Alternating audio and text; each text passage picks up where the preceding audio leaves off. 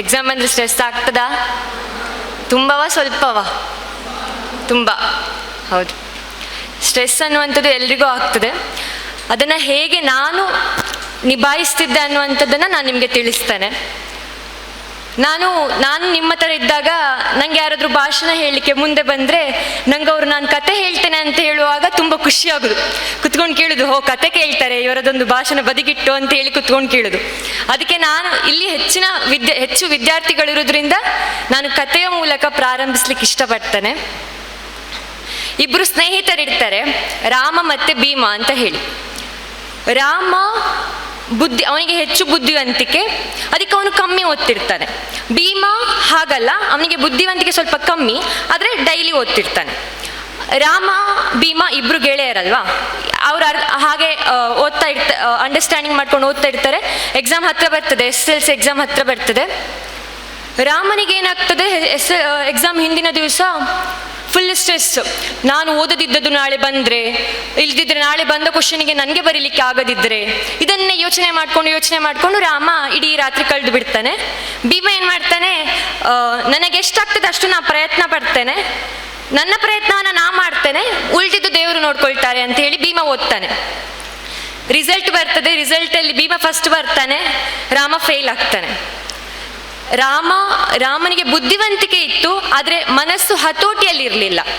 ಅವನಿಗೆ ಆ ಸ್ಟ್ರೆಸ್ಸನ್ನು ನಿರ್ವಹಣೆ ಮಾಡಲಿಕ್ಕಾಗಲಿಲ್ಲ.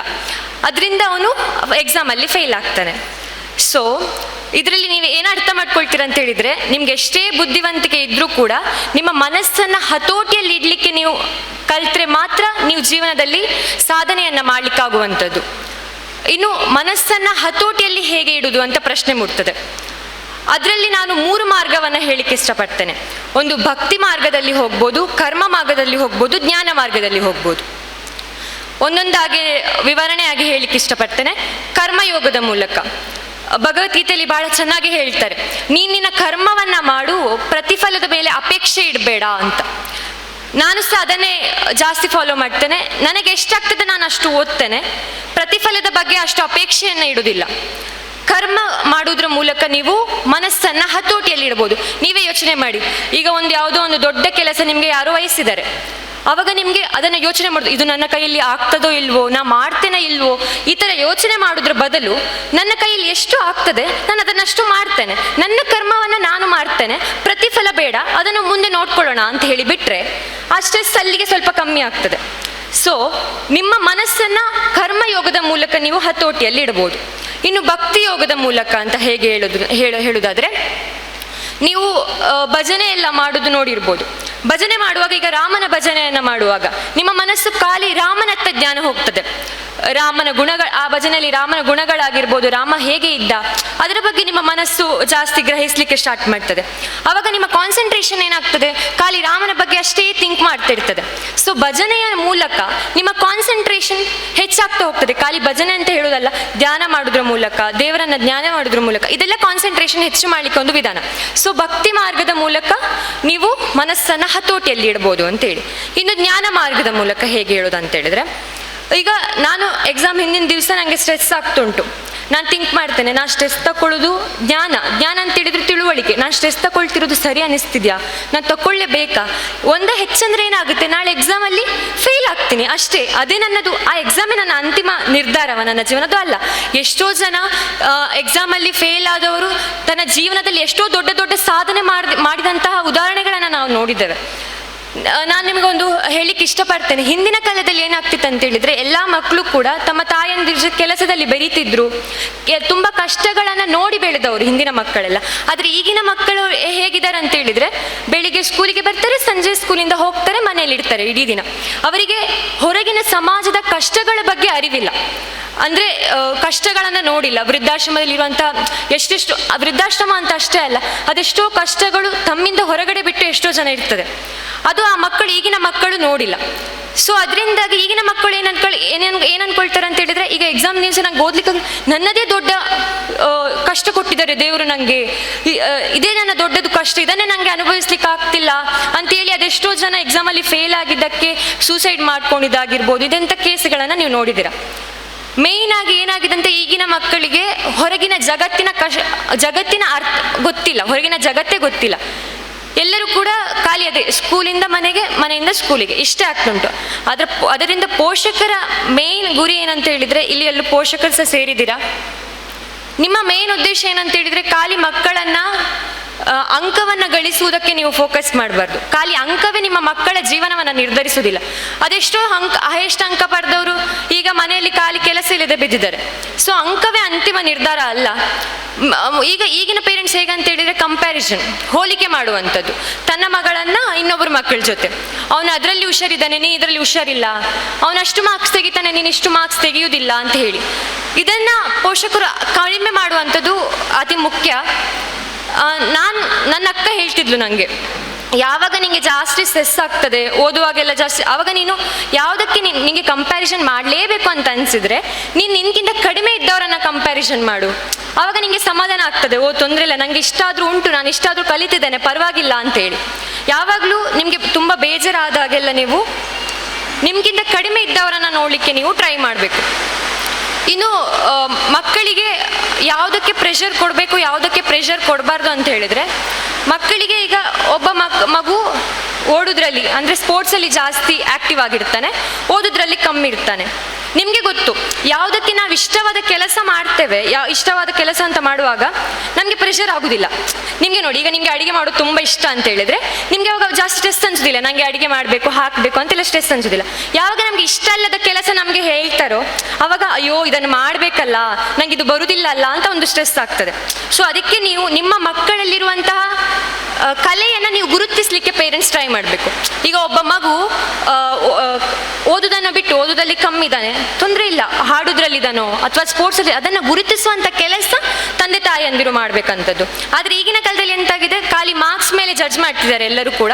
ಇದು ಕಂಪ್ಲೀಟಾಗಿ ಸ್ಟಾಪ್ ಮಾಡಬೇಕು ಪೇರೆಂಟ್ಸ್ ಅವರು. ಖಾಲಿ ಓದು ಓದು ಓದು ಅನ್ನೋದ್ರ ಬದಲು ಅವರ ಜೊತೆ ನೀವು ಇಂಟರಾಕ್ಟ್ ಆಗಿ, ಅಂದರೆ ನಿಮಗೆ ನನ್ನ ಮನೆಯಲ್ಲಿ ಹೇಗೆ ಆಗ್ತದೆ ಅಂತ ಹೇಳಿದರೆ, ನನ್ನ ತಾಯಿಗೆ ಗೊತ್ತು ನಾನು ಓದಿದರೆ ಚಂದ ಮಾರ್ಕ್ಸ್ ತೆಗಿತೀನಿ ಅಂತೇಳಿ. ನನ್ನ ತಾಯಿ ಒಂದು ಸೈಡಿಂದ ಆವಾಗ ಕಾಲ್ ಮಾಡುವಾಗ ಓದು ಓದು ಅಂತ ಹೇಳ್ತಾರೆ.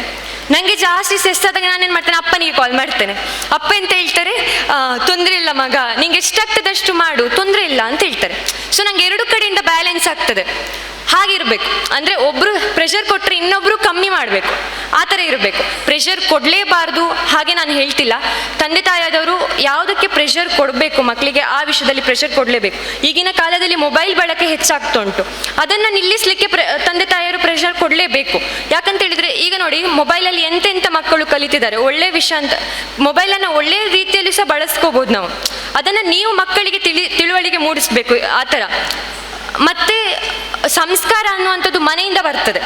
ನೀವು ಮನೆಯಲ್ಲಿ ಹೇಗೆ ಎನ್ವೈರ್ಮೆಂಟನ್ನು ಕ್ರಿಯೇಟ್ ಮಾಡ್ತೀರಾ ಮಕ್ಕಳ ಸುತ್ತ, ಅದರ ಮೇಲೆ ಡಿಪೆಂಡ್ ಆಗ್ತದೆ. ನಾನೊಂದು ಎಕ್ಸಾಂಪಲ್ ಹೇಳಲಿಕ್ಕೆ ಇಷ್ಟಪಡ್ತೇನೆ.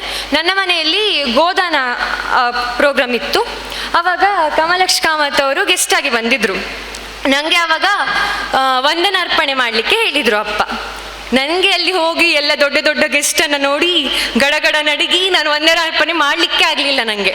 ಅದಾದಮೇಲೆ ನಾನು ಕೆಳಗಡೆಯಿಂದ ಬಂದು ಅಂದ್ಕೊಂಡೆ, ಅಯ್ಯೋ ನನಗೆ ಒಂದು ವಂದನಾರ್ಪಣೆ ಮಾಡಲಿಕ್ಕೆ ಆಗಿಲ್ಲ, ನಾನಿನ್ನು ಮಾತಾಡ್ತೇನೆ ಇನ್ನು ಸ್ಟೇಜಲ್ಲಿ ಹೋಗಿ ಅಂತೆಲ್ಲ ಎಂತೆಂಥ ನನಗೆ ಯೋಚನೆಗಳು ಹೋಯಿತು.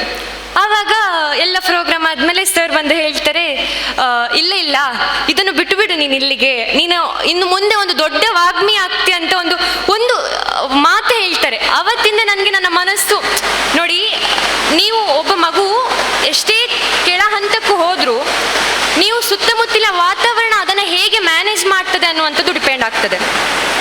ಈಗ ಮಗು ಒಂದು ಕಲಿಕೆಯಲ್ಲಿ ಕಮ್ಮಿ ಉಂಟಂತ ಅಂದ್ಕೊಳ್ಳಿ, ಆವಾಗ ನೀವೇನು ಮಾಡಬೇಕು, ನಿಮ್ಮ ಮಗುವನ್ನು ಒಂದೊಂದೇ ಉದಾಹರಣೆ ಮೂಲಕ, ಅಂದರೆ ಎಷ್ಟೋ ಜೀವನದಲ್ಲಿ ಸಾಧನೆ ಮಾಡಿದಂತಹ ವ್ಯಕ್ತಿಗಳ ಉದಾಹರಣೆಯನ್ನು ತಿಳಿಸುವುದರ ಮೂಲಕ ಮಕ್ಕಳನ್ನು ನೀವು ಒಂದು ಪಾಸಿಟಿವ್ ವೈಬ್ಗೆ ತಗೊಂಡು ಹೋಗ್ಬೋದು.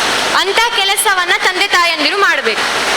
ಅದನ್ನು ಬಿಟ್ಟು ನಿನಗೆ ಮಾರ್ಕ್ಸ್ ಬರಲಿಲ್ಲ, ಅವಳಕ್ಕಿಂತ ಕಮ್ಮಿ ಬಂತು, ನೀನು ನಾನು ಇಷ್ಟು ದುಡ್ಡು ಕಟ್ಟು ನಿನ್ನನ್ನು ಕಲಿಸ್ತಿದ್ದೇನೆ ಹೀಗೆ ಹೇಳುವುದರ ಬದಲು ತಂದೆ ತಾಯಂದಿರು ಮನೆಯೊಳಗಡೆ ಒಳ್ಳೆಯ ವಾತಾವರಣ ಅಂತ ಹೇಳಿದ್ರೆ ಪಾಸಿಟಿವ್ ವೈಬನ್ನು ಹುಟ್ಟಿಸ್ಬೇಕು.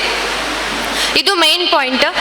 ಮತ್ತು ಈಗಿನ ಕಾಲದಲ್ಲಿ ಮಕ್ಕಳು ಅದೇ ಮೊಬೈಲನ್ನು ಕಡಿಮೆ ಮಾಡುವಂಥದ್ದು, ಆದಷ್ಟು ಓದಲಿಕ್ಕೆ ಅಳವಡಿಕೆ ಮಾಡ್ಕೊಳ್ಳಿಕ್ಕಾದ್ರೆ ಮೊಬೈಲ್ ಕೊಡಿ, ಅದು ಬಿಟ್ಟು ರೀಲ್ಸ್ ನೋಡುವಂಥದ್ದು. ನಾನು ನಿಮಗೆ ಹೇಳ್ತೇನೆ, ರೀಲ್ಸ್ ನೋಡ್ತಾ ಇರ್ತಾರೆ, ಅವಾಗ ಒಂದೊಂದು ರೀಲ್ಸ್ ಆದ್ಮೇಲೆ ಒಂದು ರೀಲ್ಸಲ್ಲಿ ಅವಳು ರಿಚ್ ಆಗ್ತಾಳೆ, ಇನ್ನೊಂದು ರೀಲ್ಸಲ್ಲಿ ಅವಳು ಡ್ಯಾನ್ಸ್ ಮಾಡ್ತಾಳೆ, ಇನ್ನೊಂದು ರೀಲ್ಸಲ್ಲಿ ಅವಳು ಸಿಂಗಿಂಗ್ ಮಾಡ್ತಾಳೆ. ಅವಾಗ ಈ ಮಗುವಿಗೆ ಅವಳು ಅಷ್ಟು ಮಾಡ್ತಾಳೆ, ಇವಳು ಇಷ್ಟು ಮಾಡ್ತಾಳೆ, ನಂಗೆ ಎಂತ ಬರುವುದಿಲ್ಲ, ಈ ಥರ ಎಲ್ಲ ಕಂಪ್ಯಾರಿಸನ್ ತುಂಬ ಮಕ್ಕಳು ಮಾಡ್ಕೊಳ್ತಾರೆ. ಅಂಥದ್ರಲ್ಲಿ ಅದಕ್ಕೋಸ್ಕರ ಆದಷ್ಟು ಮೊಬೈಲ್ ಎಷ್ಟು ಬೇಕೋ ಅಷ್ಟು ನೋಡಲೇಬಾರ್ದು ಅಂತ ನಾನು ಹೇಳುವುದಿಲ್ಲ. ಅದರ ಬದಲು ಹೊರಗಡೆ ಮಕ್ಕಳನ್ನು ಆಟ ಆಡಲಿಕ್ಕೆ ಬಿಡಿ, ಅವರಿಗೆ ಯಾವುದು ಥ್ರೋಬಾಲ, ವಾಲಿಬಾಲ, ಮಕ್ಕಳ ಜೊತೆ ಗ್ರೂಪಾಗಿ ಮಿಂಗಲ್ ಆಗಿ ಆಡಲಿಕ್ಕೆ ಬಿಡಿ. ಹಿಂದಿನ ಕಾಲದಲ್ಲಿ ಏನಾಗ್ತಿತ್ತು ಅಂತ ಹೇಳಿದ್ರೆ ಅವರು ಗದ್ದೆಗೆಲ್ಲ ಹೋಗಿ ಕೆಲಸ ಮಾಡಿದ್ದು ಉಂಟು ಮಕ್ಕಳು. ಆದರೆ ಈಗಿನ ಕಾಲದ ಮಕ್ಕಳಿಗೆ ಅಂತಹ ಪರಿಸ್ಥಿತಿ ಎಲ್ಲ ಇಲ್ಲ. ತಂದೆ ತಾಯಿಯವರು ಎಷ್ಟು ತುಂಬ ಕಷ್ಟಪಡ್ತಾರೆ, ಮಕ್ಕಳಿಗೆ ಬೇಕಾದದೆಲ್ಲ ತಂದು ಕೊಡ್ತಾರೆ. ಅದಕ್ಕೆ ಮಕ್ಕಳಿಗೆ ಏನನ್ನಿಸ್ತದೆ, ನನ್ನ ತಂದೆ ತಾಯಿ ಹೇಳಿದೆಲ್ಲ ತಂದು ಕೊಡ್ತಾರೆ, ಎಂಥ ಪ್ರಾಬ್ಲಮ್ ಇಲ್ಲ ಅಂತ. ಆದರೆ ತಂದೆ ತಾಯಿ ಅಂದರೆ ಎಂತ ಮಾಡ್ಬೇಕಂತ ಹೇಳಿದ್ರೆ ತಮಗೆ ಇರುವ ಕಷ್ಟಗಳನ್ನು ಹೇಳಿಕೊಳ್ಬೇಕು ಮಕ್ಕಳಲ್ಲಿ. ಹೀಗೆ ಆಗ್ತುಂಟು ಮಗ, ಇಷ್ಟು ಕಷ್ಟ ಉಂಟು, ಜೀವನ ಅನ್ನೋದು ಅಷ್ಟು ಈಸಿ ಅಲ್ಲ. ನೋಡಿ, ಯಾವಾಗಲೂ prevention is better then cure. ಅದು ಮಕ್ಕಳು ಕೆಟ್ಟ ದಾರಿ ಹಿಡಿಯೋದಕ್ಕಿಂತ ಮುಂಚೆಯೇ ಹಿಡಿಯದ ಹಾಗೆ ಮಾಡೋದು ನಮ್ಮ ಕರ್ತವ್ಯ, ಹೌದಾ? ಅದೆಷ್ಟೋ ಮಕ್ಕಳು ಈಗಿನ ಕಾಲದಲ್ಲಿ ಕೊಲೆ ಮಾಡುವಂಥದ್ದು, ಕಳ್ಳತನ ಮಾಡುವಂಥದ್ದು ಅಥವಾ ಸೂಸೈಡ್ ಮಾಡ್ಕೊಳ್ಳೋ ಕೇಸ್ ಯಾಕೆ ಜಾಸ್ತಿ ಆಗ್ತಿದೆ ಅಂತ ಹೇಳಿದರೆ ಮನೆಯಲ್ಲಿ ಅದರ ಬಗ್ಗೆ ತಿಳುವಳಿಕೆಯನ್ನು ತಂದೆ ತಾಯಂದಿರು ಕೊಡ್ತಿಲ್ಲ. ಅದಾದಮೇಲೆ ಶಾಲೆಯಲ್ಲಿ ಕೂಡ ಏನಾಗ್ತುಂಟು, ಖಾಲಿ ಪಠ್ಯ ಪುಸ್ತಕದ ತಿಳುವಳಿಕೆ ಅಷ್ಟೇ ಬರ್ತುಂಟು ಮಕ್ಕಳಿಗೆ. ಅದು ಬಿಟ್ಟು ಶಾಲೆಯಲ್ಲಿ ಕೂಡ ಶಿಕ್ಷಕರು ಕೂಡ ಖಾಲಿ ಮಾರ್ಕ್ಸ್ ಬಂದ ಸ್ಟೂಡೆಂಟನ್ನೇ ಹೊಗಳುವುದು. ಅದರ ಬದಲು ಶಿಕ್ಷಕರು ಕೂಡ ಈಗ ಸ್ಪೋರ್ಟ್ಸಲ್ಲಿ ಯಾರೊಬ್ಬರು ಫಸ್ಟ್ ಬಂದರು, ಅದರಲ್ಲಿ ಫಸ್ಟ್, ಅದನ್ನು ಕೂಡ ಅವರನ್ನು ಸಹ ಹೊಗಳಿದ್ರೆ ಮಗುವಿಗೊಂದು ಖುಷಿ ಆಗ್ತದೆ, ನನ್ನನ್ನು ಸಹ ಗುರುತಿಸ್ತಾರೆ ಸಮಾಜದಲ್ಲಿ, ಖಾಲಿ ಮಾರ್ಕ್ಸ್ ಬಂದರೆ ಅಷ್ಟೇ ಅಲ್ಲ ಅಂತ. ಇದು ಮೈನ್ ಮಕ್ಕಳೇ. ಮತ್ತು ಆದಷ್ಟು ಮಕ್ಕಳು ಈಗಿಂದಲೇ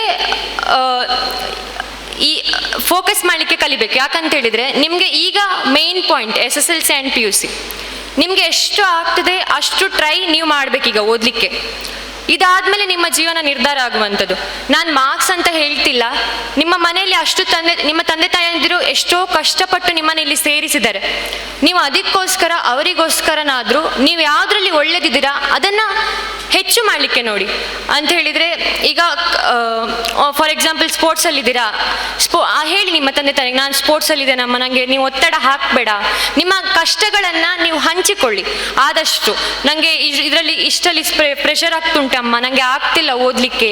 ಅವಾಗ ತಂದೆ ತಾಯಿ ಏನಾದರೂ ಸೊಲ್ಯೂಷನ್ ಕೊಡ್ತಾರೆ, ಹೀಗೆ ಓದು ಮಗ, ಇಲ್ಲಂದರೆ ಟೀಚರ್ ಹತ್ರ ಕೇಳಿ ಹೋಗು. ನನಗೆ ಏನಾಗ್ತದೆ, ನಾನು ಕೆಲವೊಂದ್ಸತಿ ನನಗೆ ಪ್ರೆಷರ್ ಆದಾಗ ನಾನೇನು ಮಾಡ್ತೇನೆ ಅಂತ ಹೇಳಿದ್ರೆ, ನನ್ನ ಅಮ್ಮನಿಗೆ ಕಾಲ್ ಮಾಡ್ತೇನೆ ಅವಾಗಲೇ, ಅಮ್ಮ ನನಗೆ ಆಗ್ತಿಲ್ಲ, ಓದ್ಲಿಕ್ಕೆ ಆಗ್ತಿಲ್ಲ, ತುಂಬ ಕಷ್ಟ ಆಗ್ತುಂಟು ಅಂತೇಳಿ. ಅವಾಗ ಅಮ್ಮ ಹೇಳ್ತಾರೆ, ಸರಿ ಇರಲಿ ಬಿಡು ಮಗ, ಒಂದು ಎಕ್ಸಾಮ್ ಅಲ್ಲ, ತೊಂದರೆ ಇಲ್ಲ, ಎಷ್ಟಾಗ್ತದೆ ಅಷ್ಟು ಬರೀ. ಇಂಥದ್ದೆಲ್ಲ ಒಂದೊಂದು ಮಾತು ಕೂಡ ಮಕ್ಕಳ ಮನಸ್ಸ ಮೇಲೆ ಎಫೆಕ್ಟ್ ಬೀಳ್ತದೆ. ಅದಾದ್ಮೇಲೆ ಇಲ್ಲದಿದ್ದರೆ ಅದೊಂದು ಮೆಥಡ್, ನಿಮ್ಮ ಹತ್ತಿರವಾದವರಿಗೆ ನೀವು ಅದನ್ನು ಹಂಚಿಕೊಳ್ಳುವುದರ ಮೂಲಕ, ನಿಮ್ಮ ಸ್ಟ್ರೆಸ್ಸನ್ನು ಹಂಚಿಕೊಳ್ಳುವುದರ ಮೂಲಕ ಅದು ಕಮ್ಮಿ ಆಗ್ತದೆ.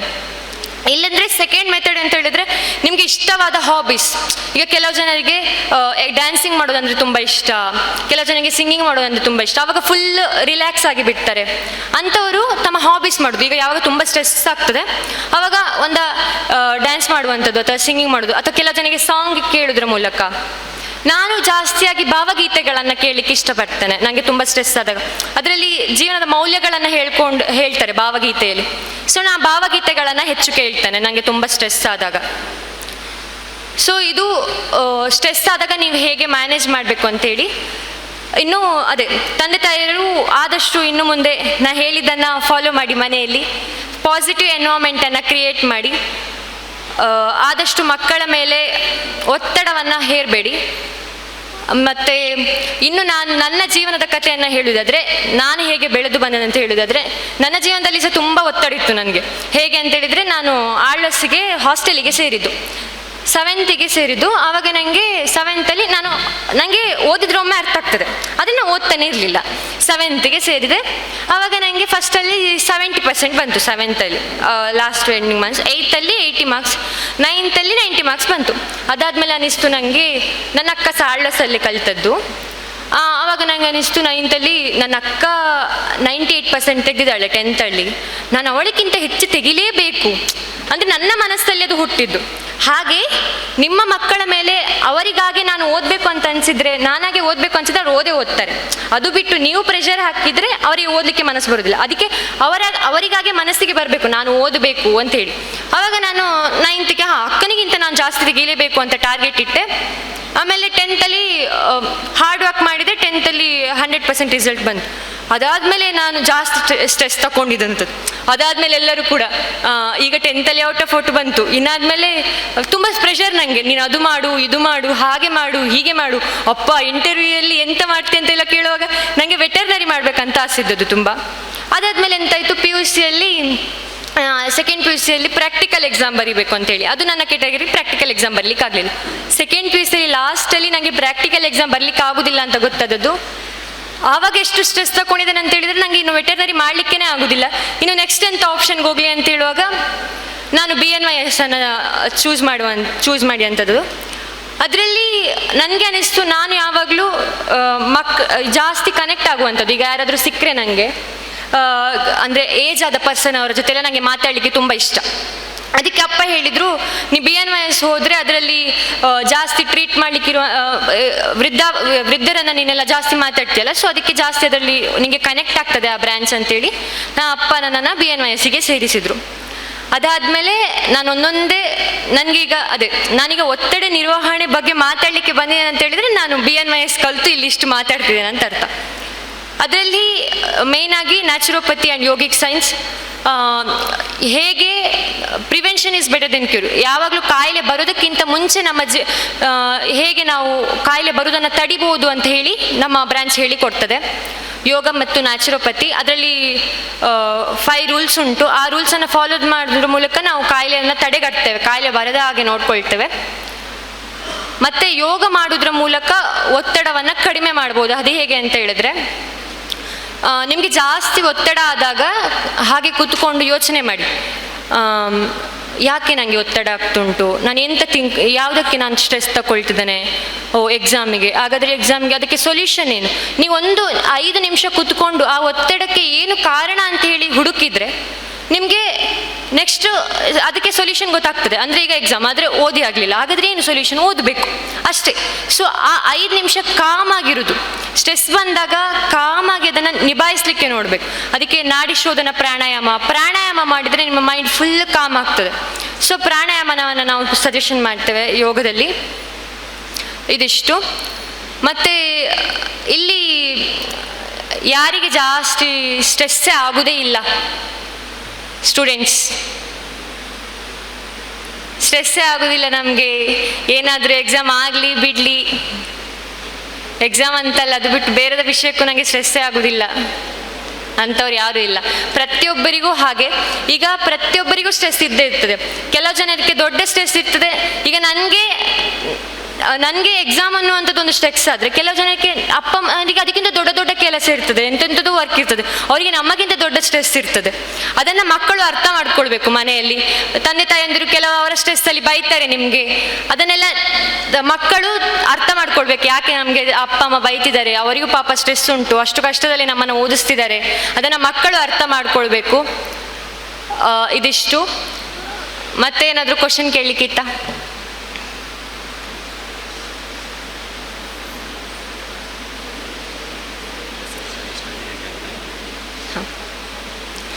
ಇನ್ನು SSLCಗೆ ಬಂದಾಗ ಸ್ಟಡೀಸ್ ಹೇಗೆ ಮಾಡಬೇಕು ಅಂತ ಹೇಳಿ ನಾನು ಹೇಗೆ ಮಾಡ್ತಿದ್ದೆ ಅಂತ ಹೇಳಿದರೆ, ನಾನು ಯಾವ ವಿಷಯವನ್ನು ಓದ್ತಿದ್ನ ಅಷ್ಟು ವಿಷಯವನ್ನು ಕರೆಕ್ಟಾಗಿ ಅರ್ಥ ಮಾಡ್ಕೊಂಡು ಓದ್ತಿದ್ದೆ.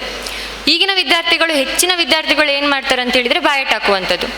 ಬರಲಿಲ್ಲ ಆಯಿತು, ಬಾಯಟ್ ಹಾಕೊಂಡು ಬಿಡ್ತಾರೆ, ಅದು ಆ ನೆಕ್ಸ್ಟ್ ಎಕ್ಸಾಮಿಗೆ ಬರೀತಾರೆ, ಲಾಸ್ಟಿಗೆ ಆಗುವಾಗ ನೆನಪಿರುವುದಿಲ್ಲ. ಇದನ್ನು ಮೇಯ್ನಾಗಿ ಯಾರು ಮಾಡಬೇಡಿ. ನೀವೆಷ್ಟು ಓದ್ತೀರಾ ಅದನ್ನು ಆದಷ್ಟು ಅರ್ಥ ಮಾಡ್ಕೊಂಡು ಓದಲಿಕ್ಕೆ ಟ್ರೈ ಮಾಡಿ. ಅರ್ಥ ಮಾಡ್ಕೊಳ್ಳಿಕ್ಕೆ ನಿಮಗೆ ಆಗಲಿಲ್ವಾ, ಫಸ್ಟಿಗೆ ಸ್ಟಾರ್ಟಿಂಗ್ ಡೇಸ್ ನಿಮಗೆ ಕಷ್ಟ ಆಗ್ತದೆ ಅರ್ಥ ಮಾಡ್ಕೊಳ್ಳಿಕ್ಕೆ, ತಾವಾಗೆ ಅರ್ಥ ಮಾಡ್ಕೊಳ್ಳಿಕ್ಕೆ. ಆವಾಗ ಟೀಚರ್ ಹತ್ರ ಹೋಗಿ, ಟೀಚರ್ ಬೈಬೋದು, ಅಯ್ಯೋ ನಿಂಗೆ ಇದೇ ಬರುವುದಿಲ್ಲ, ಅದನ್ನೆಲ್ಲ ತಲೆ ಕೆಡಿಸ್ಕೋಬೇಡಿ. ಸ್ಟಾರ್ಟಿಂಗಲ್ಲಿ ಎಲ್ಲ ಟೀಚರ್ಸ್ ಹಾಗೆ ನಿಮಗೆ ಅದು ಬರುವುದಿಲ್ಲ ಇದು ಬರಲಿಲ್ಲ ಅಂತ ಹೇಳ್ತಾರೆ. ಲಾಸ್ಟಿಗೆ ನೀವು ಮಾರ್ಕ್ಸ್ ಬಂದಾದ್ಮೇಲೆ ನನ್ನ ಸ್ಟೂಡೆಂಟ್ ಅಂತ ಹೇಳ್ತಾರೆ. ಸೊ ಅದಕ್ಕೆ ಎಷ್ಟೇ ಆದರೂ ಕೂಡ ನಿಮ್ಮ ಎನ್ವೈರನ್ಮೆಂಟನ್ನು ನೀವು ಡಿಪೆಂಡ್ ಆಗಬೇಡಿ. ನಿಮ್ಗೆ ಏನು ಮಾಡ್ಬೇಕಂತ ಅನಿಸ್ತದೋ ಅದನ್ನು ಮಾಡಿ ತೋರಿಸಿ. ಯಾವತ್ತೂ ಕೂಡ ಈಗ ನೀವು ಓದ್ತಿದ್ದೀರಾ ಅಂತ ಹೇಳಿದ್ರೆ ನಿಮ್ಮ ಪೂರ್ತಿ ಕಾನ್ಸಂಟ್ರೇಷನ್ ನಿಮ್ಮ ಓದು ಮೇಲೆ ಇರಬೇಕು. ಅಂದರೆ ಕೆಲವು ಜನ ಇರ್ತಾರೆ, ಹೇಗೆ ಅಂತೇಳಿದರೆ ಅವಳೆಷ್ಟು ಓದ್ತಾಳೋ ಇವಳೆಷ್ಟು ಓದ್ತಾಳೋ, ನಾನು ಅವನಕ್ಕಿಂತ ಕಮ್ಮಿ ಓದಿದರೆ ನಾನು ಕಮ್ಮಿ ಬರ್ತೇನೆ. ಇದೆಲ್ಲ ನೀವು ಸೈಡಲ್ಲಿಟ್ಟು ನನಗೆ ಎಷ್ಟು ಆಗ್ತದೆ ಅದನ್ನು ಅಷ್ಟನ್ನು ನಾನು 100% ಇಟ್ಟು ಅರ್ಥ ಮಾಡ್ಕೊಂಡು ಓದ್ತೇನೆ ಅಂತ ಹೇಳಿ. ಹಾಗೆ ನೀವು ಅರ್ಥ ಮಾಡ್ಕೊಂಡು ಓದಿದರೆ, ನಾನು 100% ಅರ್ಥ ಮಾಡ್ಕೊಂಡು ಓದ್ತಿದ್ದೆ, ನನಗೆ ಎಷ್ಟು ಗೊತ್ತಿಲ್ಲ ಸೀದಾ ಹೋಗ್ತಿದ್ದೆ ಟೀಚರ್ ಹತ್ರ ಹೋಗಿ, ಸರ್ ನನಗೆ ಇದು ಅರ್ಥ ಆಗ್ತಿರ್ಲಿಲ್ಲ ಅಂತ ಹೇಳ್ತಿದ್ದೆ. ಟೀಚರ್ ಹೇಳೋದುಂಟು, ಅಯ್ಯೋ ಮರಿತೀನಿ ಈಗ ಇದಿಷ್ಟು ಈಸಿ ಉಂಟು, ಇದೇ ಅರ್ಥ ಆಗೋದಿಲ್ಲ ನಿಮಗೆ ಅಂತ ಹೇಳಿದ್ದು ಸಹ ಉಂಟು. ಆದರೆ ನಾನು ಅದನ್ನು ತಲೆಗೆ ಇಟ್ಕೊಳ್ತಿರ್ಲಿಲ್ಲ. ಆ ಥರ ಎಷ್ಟೋ ಘಟನೆಗಳಾಗಿವೆ ನನ್ನ ಲೈಫಲ್ಲಿ. ಅದಾದಮೇಲೆ ಹಾಗೆ ಪ್ರತಿಯೊಂದಕ್ಕೂ ನಿಮ್ಗೆ ಅರ್ಥ ಆಗಲಿಲ್ಲ ಸೀದಾ ಹೋಗಿ ಒಂದು ಫೋನಲ್ಲಿ ಯೂಟ್ಯೂಬ್ಸಲ್ಲಿ ಎಷ್ಟೋ ವೀಡಿಯೋಸ್ ಇರ್ತದೆ, ಅದನ್ನು ಸದುಪಯೋಗ ಮಾಡ್ಕೊಳ್ಳಿ. ಯೂಟ್ಯೂಬ್ ವೀಡಿಯೋಸನ್ನು ನೋಡೋದ್ರ ಮೂಲಕ ಅರ್ಥ ಮಾಡ್ಕೊಳ್ಳಿ. ಎಷ್ಟಾಗ್ತದೆ ಅಷ್ಟು ಹಾರ್ಡ್ ವರ್ಕ್ ಮಾಡಿ. ಇದೇ ನಿಮ್ಮದು ಲೈಫಲ್ಲಿ ಒಂದು ಕ್ರಿಟಿಕಲ್ ಪಾಯಿಂಟ್. ಈ ಟೈಮಲ್ಲಿ ನೀವು ಹಾರ್ಡ್ ವರ್ಕ್ ಮಾಡಿದರೆ ನಿಮ್ಗೆ ಏನು ಬೇಕಾದನ್ನು ಅಚೀವ್ ಮಾಡ್ಬೋದು ಅಷ್ಟು. ಮತ್ತು ಬೇರೆ ಕ್ವಶನ್ಸ್ ಏನಾದರೂ ಹಂಚಿಕೊಳ್ಳಿಕ್ಕಿದ್ರೂ ಹಂಚ್ಕೊಳ್ಬೋದು. ನಿಮಗೆ ಹೇಗೆ ಸ್ಟ್ರೆಸ್ ಆಗ್ತದೆ ನಿಮ್ಮ ಮನೆಯಲ್ಲಿ, ಯಾವುದ್ರ ಮೂಲಕ ನಿಮಗೆ ಯಾಕೆಲ್ಲ ಸ್ಟ್ರೆಸ್ ಆಗ್ತದೆ, ಅದನ್ನು ಹೇಗೆ ಸಾಲ್ವ್ ಮಾಡ್ಬೋದು ಹೇಳ್ತೇನೆ ನಾನು.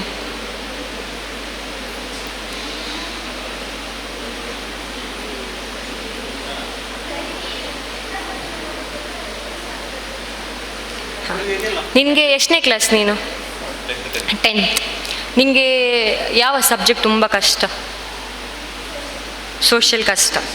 ಉಳಿದಿದ್ದೆಲ್ಲ ಓಕೆ, ಸೈನ್ಸ್ ಮ್ಯಾಥ್ಸ್ ಎಲ್ಲ ಅರ್ಥ ಆಗ್ತದೆ, ಕ್ಲಾಸಲ್ಲೇ ಅರ್ಥ ಆಗ್ತದೆ, ಪರವಾಗಿಲ್ಲ. ಓಕೆ, ಹಾಗಾದರೆ ನಿನಗೆ ಸೋಷಿಯಲ್ ಕಷ್ಟ ಅಲ್ವಾ, ಅದನ್ನು ನಿನ್ನ ಅಪ್ಪನ ಹತ್ರ ಜಾಸ್ತಿ ಕನೆಕ್ಟ್ ಮಾಡು. ಅಂದರೆ ಸೋಷಿಯಲ್ ಪೊಲಿಟಿಕ್ಸನ್ನು ಅಪ್ಪನ ಹತ್ರ ಕೇಳು, ಅಥವಾ ಭೂಗೋಳಶಾಸ್ತ್ರವನ್ನು ನೀನು ಮೊಬೈಲ್ಸಲ್ಲಿ ವೀಡಿಯೋಸಲ್ಲಿ ನೋಡು, ಯೂಟ್ಯೂಬ್ ವೀಡಿಯೋಸ್. ಸೋಷಿಯಲನ್ನು ಜಾಸ್ತಿ, ಈಗ ನೀನು ಎಷ್ಟು ಗಂಟೆಗೆ ಮನೆಗೆ ಬರ್ತೀಯಾ? ಒಂದು 5 ಗಂಟೆಗೆ ಮನೆಗೆ ರೀಚ್ ಆದರೆ ನಿಂಗೆ 5ರಿಂದ ಒಂದು 10 ಗಂಟೆ, ಈಗ SSLC ಅಲ್ವಾ ನೀನು, ಈ ಟೈಮಲ್ಲಿ ನೀನು ಓದಲೇಬೇಕು. ಒಂದು 5ರಿಂದ 10 ಗಂಟೆ ಅಂತ ಟೈಮ್ ಇಟ್ಕೊ ಓದಲಿಕ್ಕೆ. ಇರ್ತೀಯಾ? ಇಲ್ಲ. ಎಷ್ಟು ಗಂಟೆ ಇರ್ತೀಯ? ಎಷ್ಟು? 11 ತನಕ ಕೂತ್ಕೊಂಡು ಓದ್ತೀಯಾ? ಮತ್ತೆ ಸ್ಟಾರ್ಟ್ ಮಾಡೋದು ಯಾವಾಗ? 8 ಗಂಟೆಗಾ? 6:15ರಿಂದ 11 ಗಂಟೆ ತನಕ ಓದ್ತೀಯ? ಬರೀದು ಅಸೈನ್ಮೆಂಟ್ ಎಲ್ಲ ಇರ್ತದೆ, ಬರೀತೀಯ. ಓಕೆ. ಮೇಜರಾಗಿ ಸೋಷಿಯಲನ್ನು ಪಾಯಿಂಟ್ಸ್ ಮಾಡಬೇಕು ನೀನು. ಸೋಷಿಯಲಿಗೆ ಸಪ್ರೇಟ್ ಕ್ಲಾಸಲ್ಲಿ ನೋಟ್ಸ್ ಕೊಡ್ತಾರಲ್ಲ, ಅದಲ್ಲದೆ ನೀನಾಗಿ ನಿನ್ನದು ಸೋಷಿಯಲ್ ನೋಟ್ಸ್ ಒಂದು ರೆಡಿ ಮಾಡಬೇಕು. ಹೇಗಂತೇಳಿದರೆ, ನೀ ಟೆಕ್ಸ್ಟ್ ಬುಕ್ ಓದ್ತೀಯಲ್ವಾ, ನೀನು ಫಸ್ಟ್ ಪೂರ್ತಿ ಖಾಲಿ ಮ್ಯಾಮ್ ಕೊಟ್ಟ ನೋಟ್ಸ್ ಓದಬಾರ್ದು. ಆವಾಗ ಕನೆಕ್ಷನ್ ಇರೋದಿಲ್ಲ, ಒಂದಕ್ಕೊಂದು ಅರ್ಥ ಆಗೋದಿಲ್ಲ ನಿಮಗೆ. ಅದರ ಬದಲು ಟೆಕ್ಸ್ಟ್ ಬುಕ್ ಓದ್ತೀಯಲ್ಲ, ಟೆಕ್ಸ್ಟ್ ಬುಕ್ ಓದಿ ಫಸ್ಟ್ ಅರ್ಥ ಮಾಡ್ಕೊಳ್ಬೇಕು. ಟೆಕ್ಸ್ಟ್ ಬುಕ್ ಓದಿದರೆ ಪೂರ್ತಿ ಒಂದಕ್ಕೊಂದು ಲಿಂಕ್ ಇರ್ತದೆ. ಸೊ ಟೆಕ್ಸ್ಟ್ ಬುಕ್ ಓದಿ ಆದಮೇಲೆ ನೀನೇ ಒಂದು ಪಾಯಿಂಟ್ ಮಾಡಬೇಕು, ಸಣ್ಣ ಸಣ್ಣ ಚಿಕ್ಕ ಚಿಕ್ಕ ಪಾಯಿಂಟ್. ಸೊ ದಟ್ ನಿಮಗೆ ಅದನ್ನು ಪಾಯಿಂಟ್ಸ್ ಓದುವಾಗ ನಿಮಗೆ ಟೆಕ್ಸ್ಟ್ ಬುಕ್ ನೆನಪು ಬರಬೇಕು. ಹಾಗೆ ಇರಬೇಕು ಆ ನೋಟ್ಸ್, ಅದನ್ನು ನೀನು ಪ್ರಿಪೇರ್ ಮಾಡಬೇಕು ಸೋಷಿಯಲಿಗೆ. ಅದಕ್ಕೊಂದು 1 ಗಂಟೆ ಅಂತ ಇಡು ದಿನದಲ್ಲಿ. ಅದಾದಮೇಲೆ ನಿಮಗೆ ಮ್ಯಾಥ್ಸ್ ಸೈನ್ಸ್ ಎಲ್ಲ ಈಸಿ ಅಲ್ಲ, ಹಾಗಂತೇಳಿ ಅದನ್ನು ಬಿಡಬೇಡ. ಅದಕ್ಕೂ 3/4 ಗಂಟೆ ಮ್ಯಾಥ್ಸ್ ಸೈನ್ಸ್ಗೆ. ಮ್ಯಾಥ್ಸ್ ಡೈಲಿ ಪ್ರಾಕ್ಟೀಸ್ ಮಾಡು. ನೀನು ಎಷ್ಟು ಮ್ಯಾಥ್ಸ್ ಬಿಡಿಸಿ ಪ್ರಾಕ್ಟೀಸ್ ಮಾಡ್ತೀಯಾ, ಲಾಸ್ಟ್ಗೆ ಅಷ್ಟು ಫಾಸ್ಟ್ ನೀ ಲೆಕ್ಕ ಮಾಡ್ತೀಯಾ. ನನಗೆ ಮ್ಯಾಥ್ಸ್ ಅಷ್ಟು ಫೇವ್ರೇಟ್. ಹೇಗೆ ಅಂತೇಳಿ ಸೈನ್ಸನ್ನು ನೀನು ಇನ್ನೊಬ್ಬರಿಗೆ ಎಕ್ಸ್ಪ್ಲೇನ್ ಮಾಡು. ಸೈನ್ಸ್ ಸಬ್ಜೆಕ್ಟ್ಸನ್ನು ಕ್ಲಾಸಲ್ಲಿ ಇರ್ತೀಯಲ್ವ, ಆವಾಗ ನಿಮಗೆ ಗೊತ್ತಿರೋ ಕಾನ್ಸೆಪ್ಟ್. ಎಲ್ಲರೂ ಸೈಲೆಂಟ್ ಆಗಿರಿ ಸ್ಟೂಡೆಂಟ್ಸ್. ಕ್ಲಾಸಲ್ಲಿ ಇರ್ತೀಯಲ್ಲ, ಸೈನ್ಸ್ ಸಬ್ಜೆಕ್ಟನ್ನು ಆದಷ್ಟು ನಿನ್ನ ಫ್ರೆಂಡ್ಸಿಗೆ ಎಕ್ಸ್ಪ್ಲೇನ್ ಮಾಡು. ಎಕ್ಸ್ಪ್ಲೇನ್ ಎಷ್ಟು ಮಾಡ್ತೀಯ ಅಷ್ಟು ನೆನಪಿರ್ತದೆ, ಗೊತ್ತಾಯ್ತಾ? ಸೈನ್ಸ್ ಸಬ್ಜೆಕ್ಟನ್ನು ಆದಷ್ಟು ಎಕ್ಸ್ಪ್ಲೇನ್ ಮಾಡು. ಮ್ಯಾಥ್ಸನ್ನು ಪ್ರಾಕ್ಟೀಸ್. ಎಷ್ಟು ಲೆಕ್ಕ ಮಾಡ್ತಿರ್ತೀಯ ನಿಂಗೆ ಅಷ್ಟು ಕ್ಯಾಲ್ಕುಲೇಷನ್ ಫಾಸ್ಟಾಗಿ ಮಾಡಲಿಕ್ಕಾಗ್ತದೆ. ಮ್ಯಾಥ್ಸ್. ಸೋಷಿಯಲನ್ನು ಮನೆಗೆ ಬಂದು ನೋಟ್ಸ್ ಮಾಡು, ನಿನ್ನದೇ ಓನ್ ನೋಟ್ಸ್ ಮಾಡು. ಸೊ ದಟ್ ಲಾಸ್ಟ್ ಎಕ್ಸಾಮ್ಗೆ ನಿನಗೆ ಈಸಿ ಆಗ್ತದೆ ಸೋಷಿಯಲಿಗೆ. ಸೈನ್ಸ್ ಎಕ್ಸ್ಪ್ಲೇನ್, ಮ್ಯಾಥ್ಸ್ ಆಗಿ ಮಾಡು. ಉಳಿದಿದ್ದು ಇದು ಸಬ್ಜೆಕ್ಟ್ಸ್ ಕನ್ನಡ ಎಲ್ಲ ಇಷ್ಟಪಟ್ಟು ಓದು. ಅಂದರೆ ಕನ್ನಡ ಎಲ್ಲ ಹೇಗೆ ಅಂತೇಳಿದರೆ ನೀನು ಅನುಭವಿಸ್ಬೇಕು ಅದನ್ನು. ನನಗೆ ಕನ್ನಡ ಇಷ್ಟ ಆಗೋದು ನಮ್ಮ ಸರ್ ಕ್ಲಾಸಲ್ಲಿ ಪಾಠ ಮಾಡುವಾಗ ಅದನ್ನು ಅಷ್ಟು ವರ್ಣನೆ ಮಾಡ್ತಿದ್ರು. ಈಗ ಹಸಿರು ಬಗ್ಗೆ ಹೇಳೋದಾದ್ರೆ ಅದನ್ನು ಅಷ್ಟು ವರ್ಣನೆ ಮಾಡ್ತಿದ್ರು, ಅಷ್ಟು ಖುಷಿ ಆಗ್ತಿತ್ತು. ಕನ್ನಡ ಪಾಠ ಕೇಳಿಗೆ, ಓ ಕನ್ನಡ ಬರ್ತದೆ, ಈಗ ಕನ್ನಡ ಟೀಚರ್ ಬರ್ತಾರೆ ಅಂತೇಳಿ. ಕನ್ನಡ, ಇಂಗ್ಲೀಷ್, ಹಿಂದಿ ಅದನ್ನೆಲ್ಲ ನೀನು ಅನುಭವಿಸೋದ್ರಲ್ಲಿರೋದು, ಅದು ಅನುಭವಿಸ್ಲಿಕ್ಕಿರೋ ಸಬ್ಜೆಕ್ಟ್. ಮ್ಯಾಥ್ಸ್, ಸೈನ್ಸ್, ಸೋಷಿಯಲ್ ಇದೆಲ್ಲ ಪ್ರಾಕ್ಟಿಕಲ್ ಆಗಿ ನೀನು ಥಿಂಕ್ ಮಾಡಬೇಕು. ಯಾಕೆ ಹೀಗೆ, ಯಾಕೆ ಹಾಗೆ, ಆ ಥರ. ವೈ ಪ್ರತಿಯೊಂದಕ್ಕೂ ಕ್ವಶನ್ ಮಾರ್ಕ್ ಹಾಕು ಸೈನ್ಸಲ್ಲಿ. ಯಾಕೆ ಹೀಗಾಗ್ತುಂಟು ಆ ಟೈಮಲ್ಲಿ ನೀನು ಆನ್ಸರ್ ಹುಡುಕ್ತೀಯಲ್ಲ, ಲಾಸ್ಟ್ ಎಕ್ಸಾಮ್ ಟೈಮಲ್ಲಿ ನಿಮಗೆ ನೆನಪಾಗ್ತದೆ, ಓ ನಾನು ಅವತ್ತು ಓದಿದ್ದೆ ಅದನ್ನು, ನಾನು ಅವತ್ತು ಯಾಕೆ ಅಂತ ಕ್ವಶನ್ ಮಾಡಿದ್ದೆ, ಅದೇ ಆನ್ಸರ್. ಆ ಥರ ಇರ್ತದೆ, ಗೊತ್ತಾಯ್ತಾ? ಸೈನ್ಸ್ ಎಲ್ಲ ಅದನ್ನೆಲ್ಲ ಟೆಕ್ನಿಕಲ್ ಆಗಿ ನೀವು ಓದಬೇಕು ಸೈನ್ಸನ್ನೆಲ್ಲ.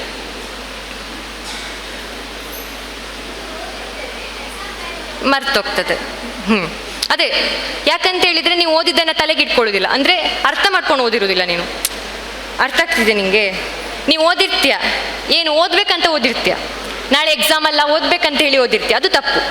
ನೀನೇನು ಅನ್ಕೋಬೇಕು, ನಾವು ಓದ್ತಿದ್ದೇನೆ ನನ್ನ ನಾಲೆಜ್ಗೋಸ್ಕರ, ನಾನು ಎಷ್ಟು ಓದ್ತೇನೆ ಅದು ಅರ್ಥ ಮಾಡ್ಕೊಂಡು ಓದ್ತೇನೆ. ಈಗ ಒಂದು ಕಾನ್ಸೆಪ್ಟ್ ನೀನು ತಗೊಂಡ್ರೆ ಅದನ್ನು ನೀನು ಪ್ರಾಕ್ಟಿಕಲ್ ಆಗಿ ಥಿಂಕ್ ಮಾಡು. ಈಗ ಫಿಸಿಕ್ಸಲ್ಲಿ ಕರೆಂಟ್ ಅದರದ್ದೆಲ್ಲ ಬರ್ತದೆ, ವೋಲ್ಟೇಜ್, ರೆಸಿಸ್ಟೆನ್ಸ್, ಆ ಥರದ್ದೆಲ್ಲ. ಅದನ್ನು ಪ್ರಾಕ್ಟಿಕಲ್ ಆಗಿ ಥಿಂಕ್ ಮಾಡು, ಅಪ್ಪನ ಹತ್ರ ಕೇಳು, ಅದರಲ್ಲಿ ಅಪ್ಪ ಅಮ್ಮನಿಗೂ ಗೊತ್ತಿರ್ತದೆ ಅದ್ರ ಬಗ್ಗೆ ಎಲ್ಲ. ಜಾಸ್ತಿ ಬಾಯ್ಸಿಗೆ ಗೊತ್ತಿರ್ತದೆ ಅದರ ಬಗ್ಗೆ ಎಲ್ಲ. ಅದನ್ನೆಲ್ಲ ಬಾಯ್ಸ್ ಜೊತೆ ಡಿಸ್ಕಷನ್ ಮಾಡು. ಯಾವುದನ್ನು ನೀನು ಡಿಸ್ಕಷನ್ ಜಾಸ್ತಿ ಮಾಡ್ತೀಯ ಅದು ಜಾಸ್ತಿ ನೆನ್ಪುಳಿತದೆ. ನಿಂಗೆ ಯಾವುದು ಬ್ಲ್ಯಾಂಕ್ ಆಗ್ತದಂತ ಅನಿಸ್ತದೆ, ಅದಕ್ಕೆ ನೀನು ಏನು ಮಾಡಬೇಕು ಗೊತ್ತಾ, ಎಕ್ಸಾಮ್ಗಿಂತ ಮುಂಚೆ ನೀನೊಂದು ಎಕ್ಸಾಮ್ ಮಾಡಬೇಕು.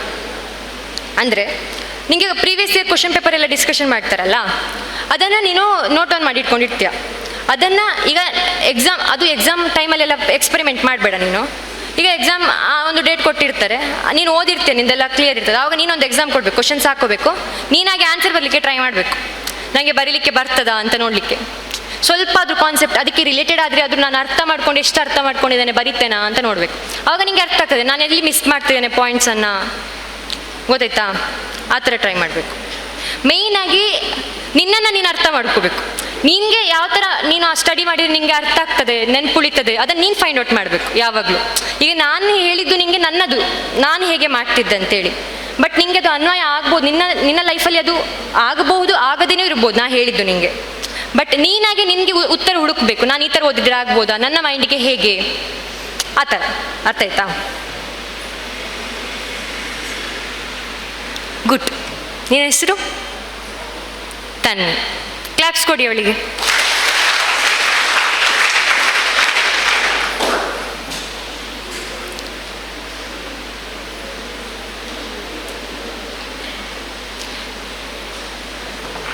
ಯಾರಾದರೂ ಕ್ವಶನ್ ಕೇಳ್ತೀರಾ?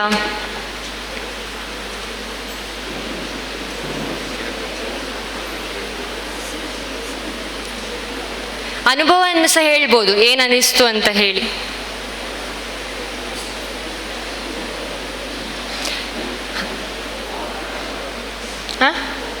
ಕೋಪ ಕಂಟ್ರೋಲ್ ಮಾಡಬೇಕಾ?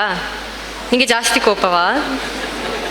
ನಗಡ್ಲಿಕ್ಕಿಲ್ಲ ಯಾರು ಕೂಡ, ಎಲ್ಲರಲ್ಲೂ ಸಹ ಒಂದೊಂದೇನಾದ್ರೂ ಪ್ರಾಬ್ಲಮ್ಸ್ ಇದ್ದೇ ಇರ್ತದೆ. ಅದನ್ನು ಅವನ ಪಾಪ ಎದ್ದು ನಿಂತು ಕೇಳ್ತಿದ್ದಾನೆ, ಅದನ್ನು ಅಪ್ರಿಷಿಯೇಟ್ ಮಾಡಬೇಕು. ಮೇಯ್ನಾಗಿ ಪ್ರಾಬ್ಲಮ್ ಆಗ್ತಿರೋದು ಇಲ್ಲಿ. ಯಾವಾಗಲೂ ನೀವು ಪಾಸಿಟಿವಿಟಿ ಅಟ್ಲಿ ನೋಡ್ಬೇಕು. ಇಲ್ಲಿ ನೆಗೆಟಿವಿಟಿ ಜಾಸ್ತಿ ಆಗ್ತುಂಟು ನಮ್ಮ ಎನ್ವೈರ್ಮೆಂಟಲ್ಲಿ. ಏನಾದರೂ ಒಬ್ರು ಎದ್ದು ನಿಂತು ಮಾತಾಡಿದರೆ ನಗಡುದಾಯ್ತು, ಅವನ ಬಗ್ಗೆ ಏನಾದರೂ ಹೇಳುದಾಯ್ತು, ಇದೇ ಆಗ್ತುಂಟು. ಸೊ ಆದಷ್ಟು ನೆಗೆಟಿವಿಟಿಯನ್ನು ಕಮ್ಮಿ ಮಾಡಲಿಕ್ಕೆ ನೋಡಿ. ಸಿಕ್ಕವರಿಗೆ ಯಾರಾದರೂ ಸಿಕ್ಕರೆ ರೆಸ್ಪೆಕ್ಟ್ ಕೊಡಿ, ಗೌರವಿಸಿ. ಒಬ್ರು ಹಿರಿಯರು ಸಿಕ್ಕರೆ ಅವರನ್ನು ನೋಡಿ ನಗಡುದಲ್ಲ, ಅವರಿಗೆ ಆದಷ್ಟು ಹೆಲ್ಪ್ ಮಾಡಿ, ಅವರ ಆಶೀರ್ವಾದವನ್ನು ತಗೊಳ್ಳಿ. ಅದನ್ನು ಬಿಟ್ಟು ಯಾರಾದರೂ ಅಲ್ಲಿ ಏಜ್ ಆದವರೆಲ್ಲ ಹೋದರೆ ಅದನ್ನು ನೋಡಿ ನಗಡುದು ಈಗಿನ ಮಕ್ಕಳು. ಎಂಥ ಬಿಹೇವಿಯರ್ ಸ್ವಲ್ಪ ಅರ್ಥ ಮಾಡ್ಕೊಳ್ಳಿ. ನೀವು ಜೆನ್ಜಿ ಅಂತ ಹೇಳಿದ ತಕ್ಷಣ ಎಲ್ಲ ನೀವು ಹೇಳಿದಾಗಿರ್ತದೆ ಹಾಗೆಂತೆಲ್ಲ. ಈಗೇನಾಗ್ತದೆ ಅಂತ ಹೇಳಿದ್ರೆ, ಒಂದು ಲೈಫ್ ಉಂಟು, ಎಂಜಾಯ್ ಮಾಡಿ ಬಿಡಬೇಕು ಅಂತ ಹೇಳಿ ಅನ್ಕೊಳ್ಳೋದು ಎಲ್ಲರೂ ಕೂಡ. ಅದಾದ್ಮೇಲೆ ಲಾಸ್ಟಿಗೆ 30-40 ಆಗುವಾಗ ಇದ್ದ ಬದ್ದ ಕಾಯಿಲೆ ಎಲ್ಲ ಬರ್ತದೆ. ಆಮೇಲೆ ಹೇಳುದು, ಅಯ್ಯೋ ದೇವ್ರೇ ನಂಗೆ ಎಂತಕ್ಕಿಂತೆಲ್ಲ ಕಾಯಿಲೆ ಕೊಟ್ಟೆ, ನಾನು ಎಂತ ಮಾಡಿದೆ ನಿಂಗೆ ಅಂತ ಹೇಳಿಕ್ಕಾಯ್ತು. ಇದೇ ನಮ್ಮ ವಿದ್ಯಾರ್ಥಿಗಳ ಪರಿಸ್ಥಿತಿ ಈಗದ್ದು. ಕೋಪ, ನಿಂಗೆ ಕೋಪ ಜಾಸ್ತಿ ಬರ್ತದಾ? ಯಾವ ವಿಷಯಕ್ಕೆ ಕೋಪ ಬರ್ತದೆ? ಯಾರಿಗೆ? ಅಪ್ಪ ಅಮ್ಮನಿಗೆ ರೇಗಾಡ್ತೀಯಾ? ಎಲ್ಲ ವಿಷಯಕ್ಕೆ ಯಾವ ಥರ? ಹಾಂ, ಎಲ್ಲದಕ್ಕೂ ವಾಪಸ್ ಬೈದು ಬಿಡ್ತೀಯಾ? ಆ ಥರ ಕೋಪವನ್ನು ಹೇಗೆ ಕಂಟ್ರೋಲ್ ಮಾಡುವಂಥದ್ದು? ಆದಷ್ಟು ನೀನು ಮನೆಯಲ್ಲಿ ಭಜನೆ ಎಲ್ಲ ಮಾಡ್ತೀಯಾ? ಇಲ್ಲ. ಆ ಥರ ಹಿರಿಯರ ಜೊತೆ ಮಾತಾಡೋದು ಕಮ್ಮಿ, ತಾಳ್ಮೆ ಕಮ್ಮಿ ನಿಮಗೆ ಅಲ್ಲ? ಹೌದು. ಸೊ ಆದಷ್ಟು ಎಂತ ಮಾಡು ಅಂತೇಳಿದರೆ, ತಂದೆ ತಾಯಿಯಂದ್ರೊಂದಿಗೆ ಹಿರಿಯರೊಂದಿಗೆ ಜಾಸ್ತಿ ಮಾತಾಡಲಿಕ್ಕೆ ಟ್ರೈ ಮಾಡು. ಆವಾಗ ನಿಮಗೆ ತಾಳ್ಮೆ ಜಾಸ್ತಿ ಆಗ್ತದೆ.